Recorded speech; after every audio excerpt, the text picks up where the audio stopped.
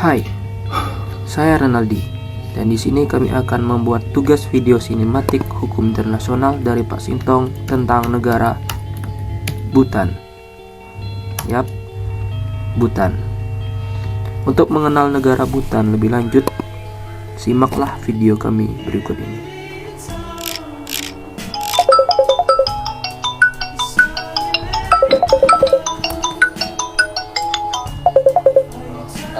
Halo, ngapa? Oh ini kerja kelompok mana Ci ya? Oh, kerja kelompok hari ini ya? Oh, TW. Lupa loh.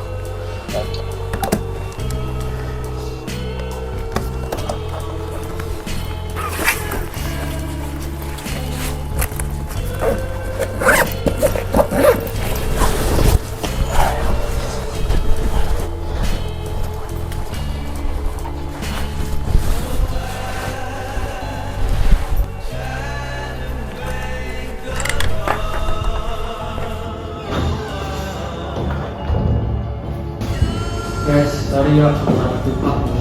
Oke, nah Gak mana nih?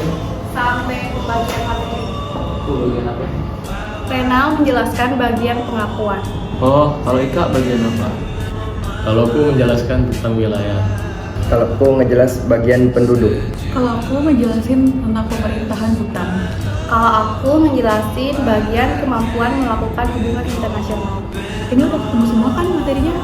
Udah. Yang pertama dulu deh Farhan. Gimana sih kondisi wilayah di Bhutan itu? Jelasin dong. Ngomong tentang wilayah, negara Bhutan ini adalah negara terkecil yang berada di kawasan Asia Selatan, tepatnya di kawasan pegunungan Himalaya. Nah, negara Bhutan ini memiliki luas sekitar 34.394 km persegi. Nah, negara Bhutan ini berbatasan langsung dengan Tiongkok di daerah utara dan India di daerah selatan, timur, dan barat. Nah, negara Bhutan ini dijadikan 3 zona utama, yaitu yang pertama pegunungan di utara yang memiliki pegunungan tertinggi yang mencakup seperti Gunung Gakar, Punseong sekitar 7.570 meter. Yang kedua ada lembah subur tengah di bagian tengah, yaitu seperti lembah Pero dan Punakha. Nah, adapun daratan rendah di daerah subtropis yang menjadi kawasan pertanian utama. Nah, adapun negara Bhutan ini menjadikan 20 distrik, yaitu Zongkak, dan ibu kota dan kota terbesarnya adalah Thimphu. Nah, lebih dari 70% negara Bhutan ini masih dibilang itu banyak hutannya. Nah, tadi kan Farhan udah jelasin nih bagaimana kondisi wilayah di negara Bhutan. Sekarang pengen tahu nih gimana kondisi penduduk di negara Bhutan. Penduduk Bhutan berjumlah sekitar 780.000 jiwa. Mayoritas penduduknya adalah etnis Ngalok, Sarchok, dan Lasampa. Ngalok dan Sarchok merupakan kelompok asli etnis Bhutan, sedangkan Lasampa merupakan keturunan Nepal yang telah lama menetap di bagian selatan negara Bhutan. Agama resmi yang digunakan Bhutan adalah Buddhisme Vajrayana, sedangkan bahasanya adalah Dzongkha. Sebagian orang bekerja di bagian sektor pertanian, pariwisata, dan kehutanan. Nah, kita kan sudah mendengar tentang penjelasan penduduk Bhutan. Sekarang jelasin dong tentang pemerintahan Bhutan tersebut. Oke, aku jelasin ya tentang pemerintahan Bhutan. Jadi, pemerintahan Bhutan itu berbentuk monarki konstitusional, yang berarti negara ini dipimpin oleh seorang raja. Nah, kekuasaannya itu dibatasi oleh konstitusi, tetapi dibantu oleh parlemen serta pemerintahan yang dipilih secara demokratis. Lalu, pemerintahan eksekutif Bhutan ini ada Perdana Menteri sebagai kepala pemerintahan Bhutan. Nah, Bhutan memiliki 2 parlemen, yaitu Majelis Nasional yang memiliki 47 anggota yang dipilih secara pemilu. Lalu ada Dewan Nasional yang terdiri dari 20 anggota yang dalamnya itu ada 20 dipilih oleh rakyat, 5 dipilih oleh raja. lembaga tertingginya itu ada Mahkamah Agung. Seperti itu. Tadi kan kita sudah tahu tentang pemerintahan di negara Bhutan. Nah, sekarang coba jelasin pengakuan secara de facto dan de jure.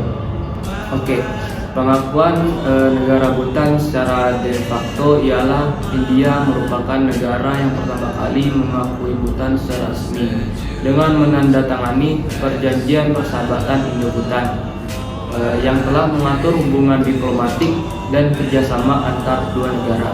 Selanjutnya, pengakuan secara de jure. Pengakuan secara de jure ini ialah diakuinya Bhutan sebagai anggota PBB yang membuktikan bahwa Bhutan telah diakui secara internasional. Nah, saya tadi kan udah ngejelasin tentang pengakuan negara Bhutan. Selanjutnya jelasin dong tentang kemampuan negara Bhutan untuk menjalin hubungan internasional. Nah, kemampuan melakukan hubungan internasional negara Bhutan adalah yang pertama, ternyata negara Bhutan telah tergabung dalam keanggotaan PBB sejak 1971. Negara Bhutan aktif dalam isu perubahan iklim serta pembangunan berkelanjutan PBB seperti Agenda 2030 PBB. Yang kedua, hubungan diplomatik. Nah, yang pertama, negara Jepang. Negara Jepang telah memberikan bantuan melalui JICA atau Japan International Cooperation Agency, terutama di sektor pertanian dan infrastruktur. Dan yang selanjutnya, negara Bangladesh. Bhutan adalah negara pertama kali yang mengakui kemerdekaan negara Bangladesh, sehingga kedua negara ini memiliki hubungan yang sangat erat, terutama di bidang perdagangan dan pendidikan. Dan yang ketiga, Uni Eropa. Bhutan mendapat dukungan penuh dari Uni Eropa berupa proyek energi terbarukan dan konservasi lingkungan. Dan yang ketiga, hubungan dengan India. India adalah sekutu utama negara Bhutan, serta India adalah yang mengakui kemerdekaan negara Bhutan. Di sisi lain, perjanjian persahabatan antara India dan Bhutan sejak 1949 sempat diperbaharui pada tahun 2007, menjadikan negara India sebagai mitra utama dalam sektor ekonomi dan pertahanan. Udah selesai kan kita ke dalam dulunya? Habis ini kita ngapain?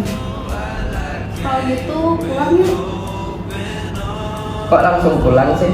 Mending main dulu. Main apa?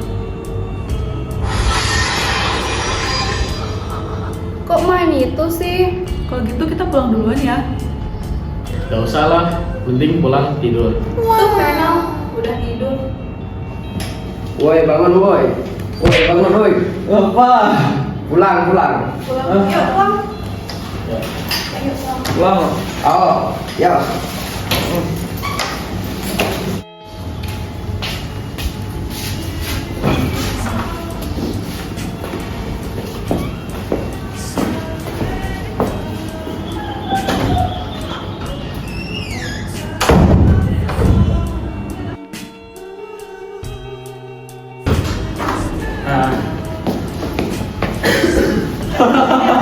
Kok langsung pulang sih? Mending main dulu. Main. Main. Ngomong dong. Main apa? Belum keriko. Oke guys, kami sudah selesai membuat video. Sudah selesai. Dadah. Terima kasih sudah menonton. Nih tukang ngeplak pala orang.